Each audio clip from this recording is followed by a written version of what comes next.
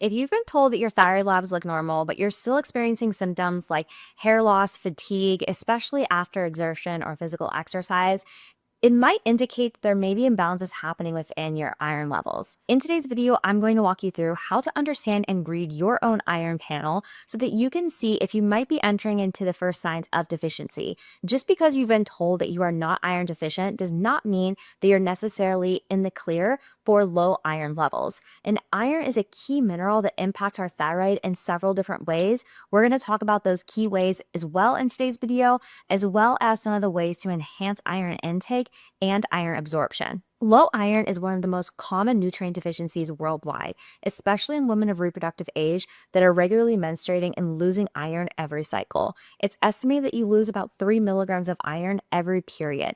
That's a lot of iron loss that can occur, especially if we're not potentially eating enough iron or absorbing enough of that iron well to be able to replenish those iron losses that are happening each month. Iron is essential for the thyroid for a couple of different reasons. The first way is it's essential for regulating thyroid peroxidase or TPO activity. TPO is a key enzyme that helps in the conversion of T4 over to T3, the active form of our thyroid hormones.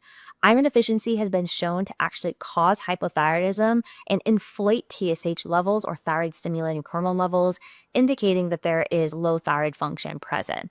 Iron is also very critical for oxygen delivery, and we need good blood flow to be able to transport hormones throughout the body onto the different receptors where those hormones go. We have thyroid receptors all over the body. Having adequate iron is key to good thyroid hormone delivery to all of these receptors.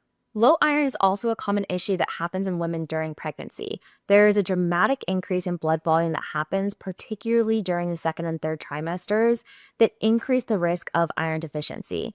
It's very common for women to experience low iron levels and iron deficiency during the later stages of pregnancy, and if that iron deficiency isn't corrected or addressed, this can go on to presenting as iron deficiency symptoms for several months into the postpartum time period. Okay, so let's first dive into how to understand your iron panel. Now, sometimes when you get an iron panel done, it might not be giving you all the values that you really need to understand the total level of iron, the total amount in storage, how much is circulating and getting utilized. So I'm going to walk you through the key things that you want when you're asking for an iron panel. The first one is serum iron. Second is storage form, which would be ferritin. The third is TIBC and iron saturation, as well as a CBC that includes hemoglobin and hematocrit values. These are going to give us all of the key indicators that we need to understand what's happening with the low iron levels. Serum iron is the first one that we'll talk about. Serum iron is giving us a snapshot on that day that you got the blood drawn of how much iron was in the bloodstream. This can be very easily influenced by diet or supplements that you've recently taken, and that's why we don't want to go off just serum iron alone to understand your total iron stores. The second one is TIBC, or total iron binding capacity. TIBC is a measure of the total amount of transferrin that's able to bind to iron. We're going to see high levels of TIBC present in the case of low iron or iron deficiency. The next is transferrin saturation. This is going to be listed as a percentage, and this tells us the amount or percentage of iron that's bound to that transferrin and really gives us an idea of functional iron saturation levels. The next is ferritin. Oftentimes, ferritin is tested by itself because it's a good indicator of iron stores. However, we want to make sure that we have all these other markers alongside of it because ferritin is only telling us how much iron is in storage, and it can also be easily influenced by inflammation. So sometimes when we see high ferritin levels, it doesn't actually mean that we have good iron stores. It actually is being driven up because of inflammation. I like to see ferritin in the range of around 60 to 90. Ferritin can also be low in the early signs of deficiency, so looking at this alongside of the other metrics is very helpful because if only ferritin is low and all other measures are looking good, this could indicate that you're in the early stages of iron deficiency. And the last measure is looking at how this coincides with measures like hemoglobin and hematocrit to get the full picture of your iron levels. As I mentioned with ferritin, there can be a situation of too much where it could actually be coming from inflammation. And it's important to understand that with iron, there is a Goldilocks position, just as there's many things in the body, where we don't want to be in a situation of too much, which we would call iron overload, or too little, which would be considered iron deficiency. We actually see iron overload much more common than it's actually talked about. I would say we see it in about 30% of cases, and iron deficiency in more like 70%. But iron overload can happen for a multitude of different reasons. There are genetic risk factors such as hemochromatosis, genetic risk factors that can increase your risk of iron overload.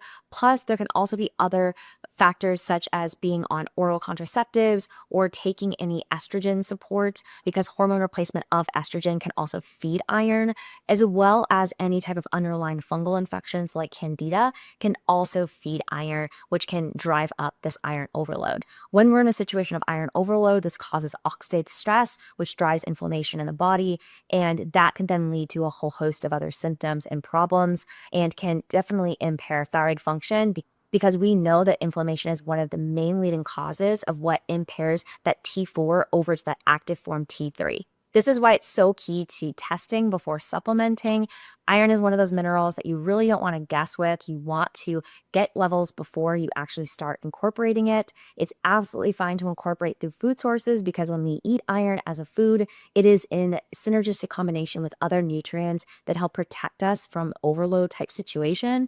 But when we're taking iron by itself, we really want to make sure that we have a functional deficiency, or that there is true iron deficiency happening, to ensure that we're not actually causing an oxidative stress scenario to occur. Let's talk about what are some of those key food sources and some factors that impact absorption. There's two different types of iron. There's heme iron and non-heme iron. Heme iron is what you find in animal protein sources. This is going to be the most absorbable and easily utilized form for the body, whereas we also have non-heme sources, which would be plant-based sources. They're a little bit more difficult to be absorbed, and they have other components with them that can actually impair absorption. These are things like oxalates and phytates. For example, in the situation of something like spinach, spinach does have quite a bit of iron in it for a plant food, but it also has quite a bit of oxalates, which impair the absorption of this iron. Another example of this would be something like lentils or beans. Beans can also be a great source of iron. However, they do have a lot of phytates, so we want to make sure that if we're utilizing these as our iron source, that we're breaking down these phytates through proper preparation techniques to ensure that we don't have those phytates impairing the iron absorption. Also, we can look at how we are incorporating these foods. We want to make sure that we're eating iron-rich foods, that if we're trying to enhance absorption, that we're not including these alongside of dairy-rich products that have high loads of calcium. Calcium is antagonistic to iron, and it's going to compete for absorption. We also want to limit things that are rich in tannins, such as teas and coffees and chocolates. These can also impair iron absorption. And instead, we actually want to try to incorporate more acidic foods, like foods that are rich in vitamin C, that create a really acidic environment in the gut. An example of this might be having a piece of grass-fed red meat paired with a arugula salad that has a citrus-based dressing. That citrus gives you the vitamin C to be able to enhance absorption.